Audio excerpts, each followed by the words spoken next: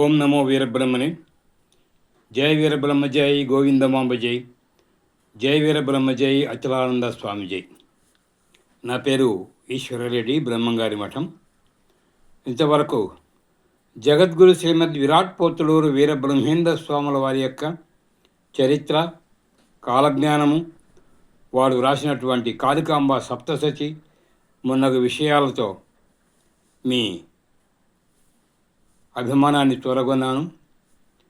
Virat VBS అనే channel ద్వారా అనేక ఆధ్యాత్మిక విషయాలతో పాటు శ్రీ అచలానంద గురుదేవుల పీఠాధిపతులు శ్రీ విరజానంద స్వాముల వారి ప్రసంగాలు కూడా మీకు అప్పుడప్పుడు అందజేస్తున్నాను. వాటితో పాటు నాకు తెలిసిన కొన్ని ఆధ్యాత్మిక విషయాలు, ఇతర గ్రంథాలలోని కొన్ని విషయాలు మీకు అందజేస్తున్నాను.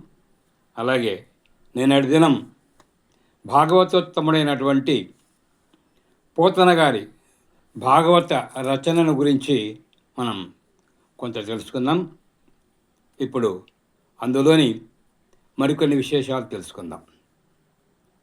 ఆనాడు రాజులు పరిపాలించేవాళ్ళు.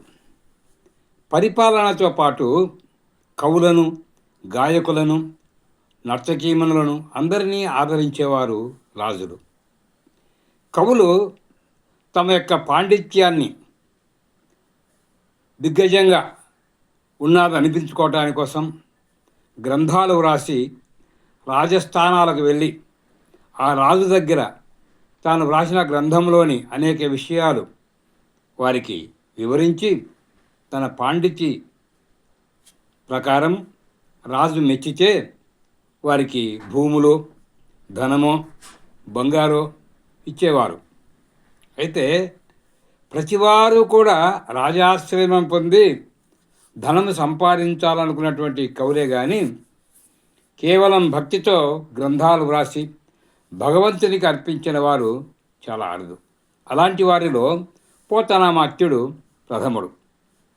వారేమన్నారంటే, గ్రంథం రాస్తూ ఇమ్మనుజేశ్వరాధములకుచ్చి పురంబులు వాహనంబులు సొమ్ములు కొచ్చుకొని చొక్కి శరీరము వాసి కాలుచే సమ్మెటలన్ రేటులన్ బడక శ్రీహరికిచ్చి చెప్పెర ఈ బమ్మెర పోతరాజొకడు భాగవతంబు జగద్దిదంబుకన్ అన్నాడు.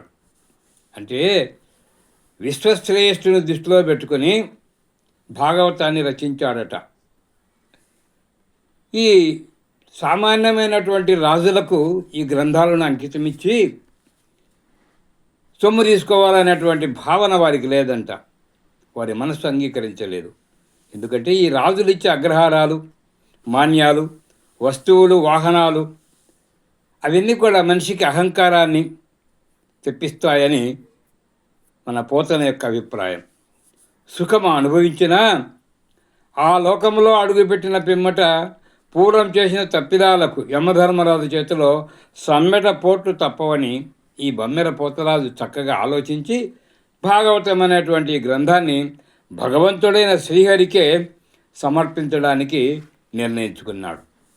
అంతేకాకుండా వారు ఇంకా అంటున్నారు భక్తితో, చేతుల రంగ శివుని పూజింపడేని, నోరు నవ్వంగ హరికీర్తి నుడువడేని, దయయు సత్యంబులోనుగా దలపడేని, కలుగనేటికి తల్లుల కడుపు చేటు. మానవుడు ఎలా ఉండాలి అంటే, ఈ జగత్తులో జన్మించినటువంటి ప్రతివారు కూడా చేతులారా నోరారా శివుణ్ణి పూజిస్తే, కీర్తిస్తే, గానం చేస్తే సత్యము, కరుణ మొదలైనటువంటి దయాగుణాలు అలవర్చుకోవాలి మనిషి. అలా చేయకపోతే ఆ మనిషి జన్మ వృధా. ఈ లోకంలో పుట్టడం దేనికి?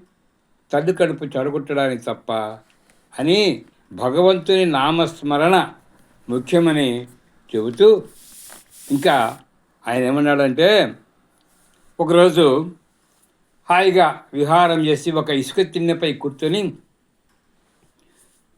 ఆలోచిస్తూ ధ్యానంలో ఉంటే ఆ సమయంలో ఆయన కన్నుల ముందు శ్రీరామచంద్రుడు సాక్షాత్కరించాడంట.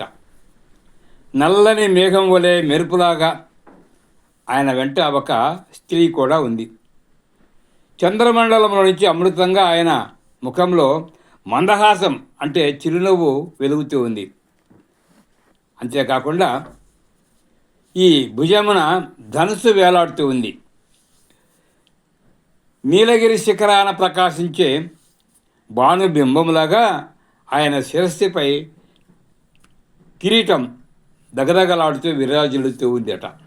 ఈ విధంగా వచ్చిన తెల్ల తామర రేకుల వంటి కన్నులతో, విశాలమైన వక్షస్థలముతో, విశ్వమంగళ స్వరూపంతో ఆ రాజశేఖరుడు ఈ పోతనామాత్యుని కన్నుల ఎదుట కనిపించాడంట.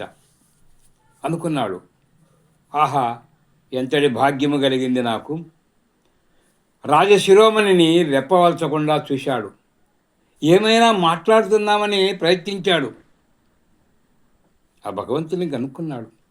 అయితే ఈయన మాట్లాడకముందే ఆ రామభద్రుడు ఇలా అన్నాడు, నేను రామభద్రుని, నా పేరు మీరుగా శ్రీ మహాభాగవతాన్ని తెలుగులో రచించవయ్యా, నీ భవబంధాలన్నీ తొలగిపోతాయి అని పలికాడంట. పలికి అంతర్ధానమైపోయినాడు. అంతలోపల ఆశ్చర్యపోయాడు పోతన్న గారు. కన్నులు తెరిచి చూస్తే ఇంకేముంది, అంత ఆశ్చర్యం. ఓహో, శ్రీరామచంద్రుడే నాకు ఈ ఆజ్ఞ ఇచ్చాడు కాబట్టి ఆయన ఆదేశం మేరకు నేను భాగవతం చెబుతానంటూ పలికెడిది భాగవతమట పలికించడు వాడు రామభద్రుండట, నే పలికిన భవహరమగునట, పలికెద వేరుండుగాద పలుకగనేలా అనుకున్నాడు. ఎంత భాగ్యం కలిగిందయ్యా నాకు, ఎంత అదృష్టము. పలికేది పరమ పవిత్రమైనటువంటి భాగవతము. పలికించేది ఎవరు? సాక్షాత్తు ఆ శ్రీ మహావిష్ణువే, కరుణా సముద్రుడైన రామభద్రుడు. పలికినందువల్ల నా భవబంధాలన్నీ కూడా తొలగిపోతాయంట.